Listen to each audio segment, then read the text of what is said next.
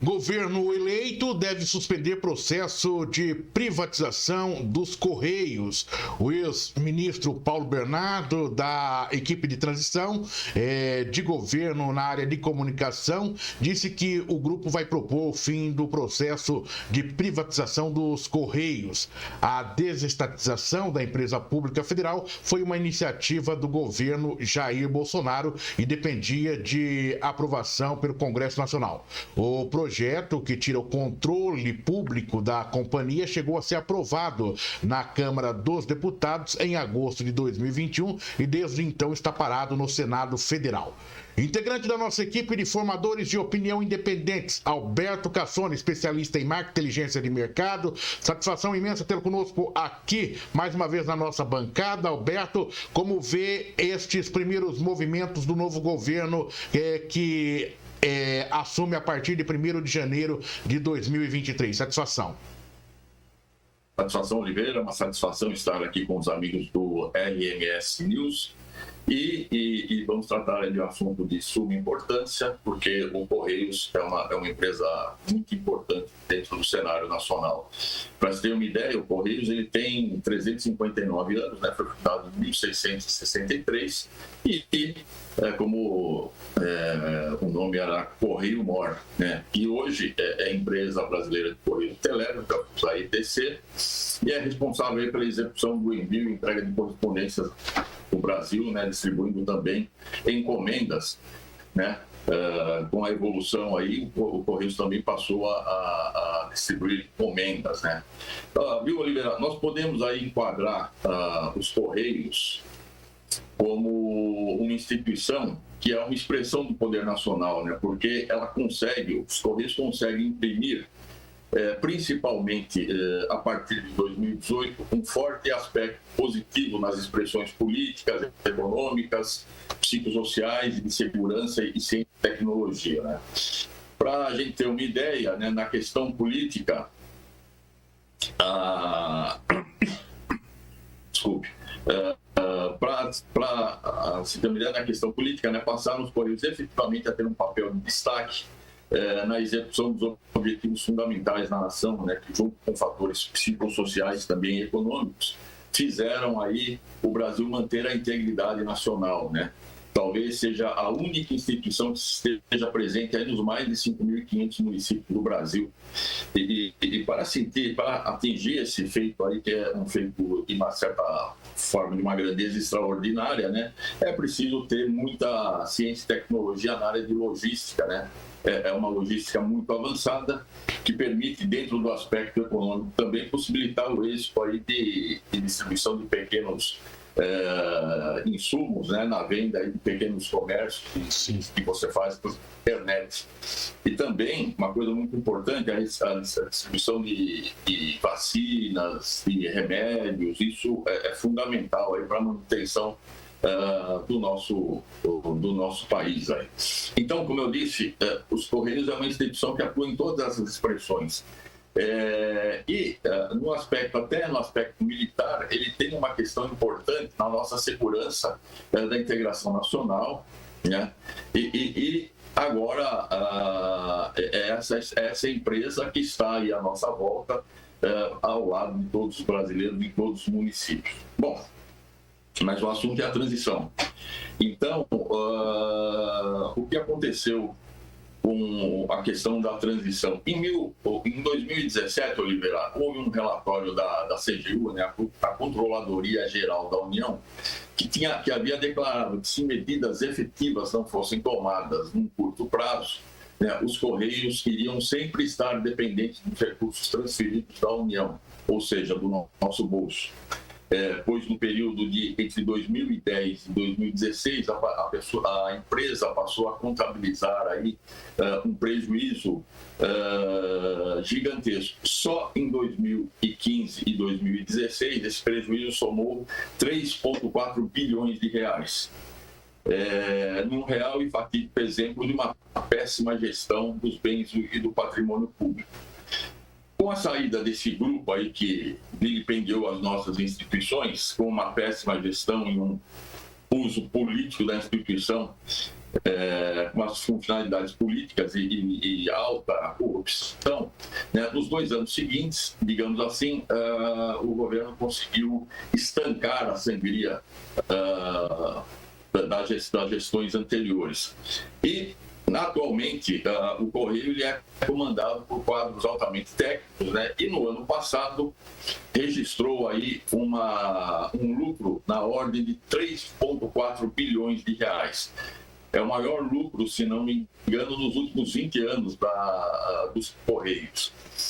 Mas, efetivamente, todo esse aspecto, toda essa positividade dos Correios nos 3 últimos anos ainda está longe de cobrir o grande déficit que ele teve ao longo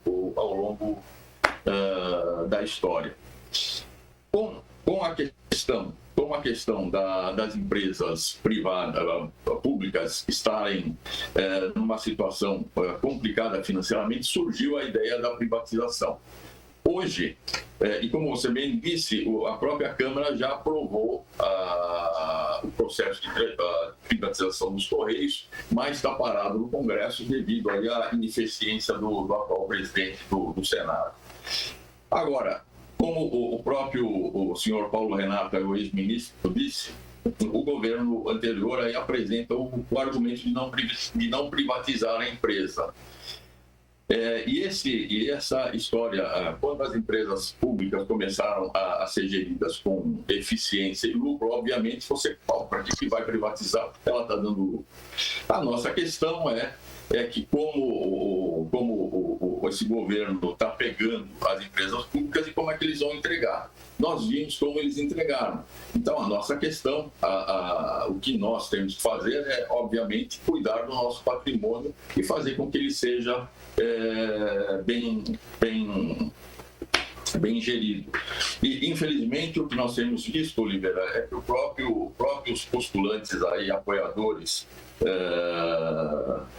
do grupo aí que venceu as eleições, estão abandonando o bar e o tão afamado ex-ministro Henrique Meirelles nos desejou boa sorte.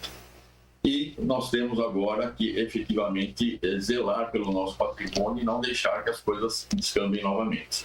Há muita polarização, inclusive nas formas de análise de todos nós, né, Alberto? Então a gente tem que tomar muito cuidado nessa questão. Oi? Números são números. Mas o que eu quero entrar aqui, a vertente que eu quero entrar é o seguinte: a privatização, ela se faz, ela naquele momento em que foi apresentada, ela se fazia necessária e nesse momento ela já não se mostra mais eficiente diante do próprio cenário que você apresentou, Alberto?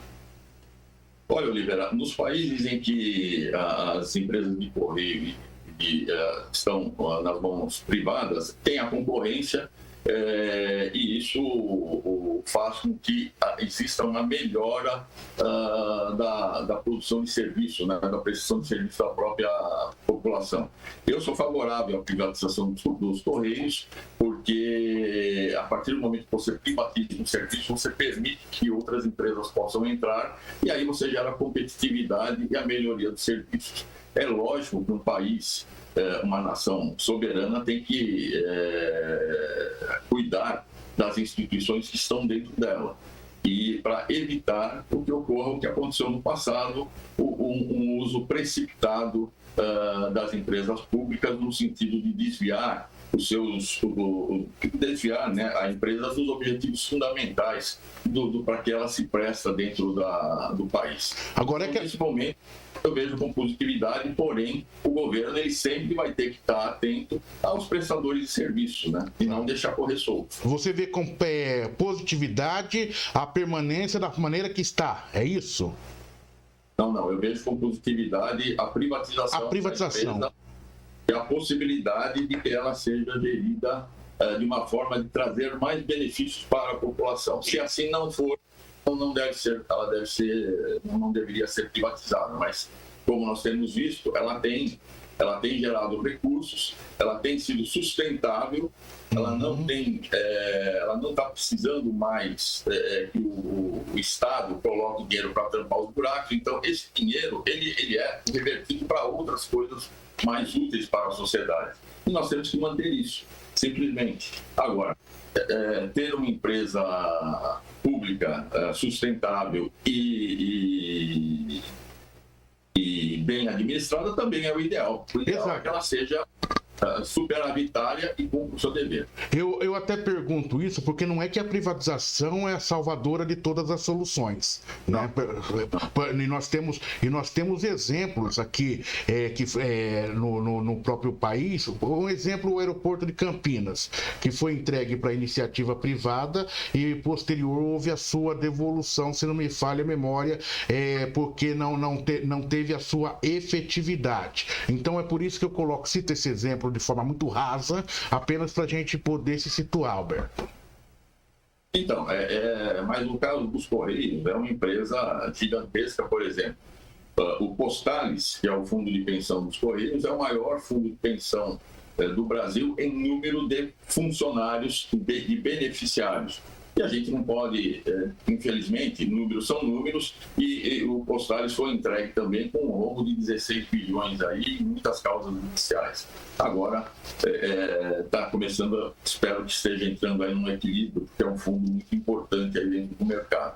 Mas para você ter uma ideia, numa análise, Oliveira, da CGU, no período de 2011 a 2016, os Correios apresentou um acréscimo de 63% dos gastos com o pessoal, embora o número de funcionários tenha aumentado apenas 0,43%.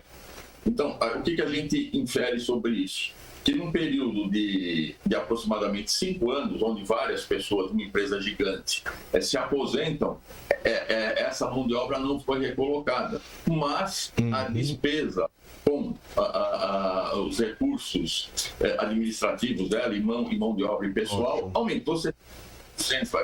Nenhuma empresa sobrevive assim. Na questão da privatização, para quem você vai privatizar? Exato. Você não pode. O processo de privatização tem que ser muito criterioso, e você não pode dar a empresa na mão de qualquer um, como tem sido, né? Então hoje nós vamos agora prestar cada vez mais atenção a esses aspectos, né? Porque tem que ter esse sentimento que a empresa é nossa. A empresa é nossa, nós colocamos alguns representantes ali no Congresso para nos representar, e vamos cobrar essa turma aí para fazer as coisas. Exato, essa turma que é o novo governo que assume a partir de 1º de janeiro de 2023 e que nós vamos acompanhar. Alberto Cassoni, obrigado, até a próxima. Obrigado, até a próxima e uma ótima semana a todos. Alberto Cassoni, especialista em marketing e inteligência de mercado, falando sobre essa fala do ex-ministro Paulo Bernardo, que é da equipe de transição do governo eleito Luiz Inácio Lula da Silva, que diz que o governo eleito deve suspender processo de privatização dos Correios. Portal RMS News, jornalismo para você conectado na internet.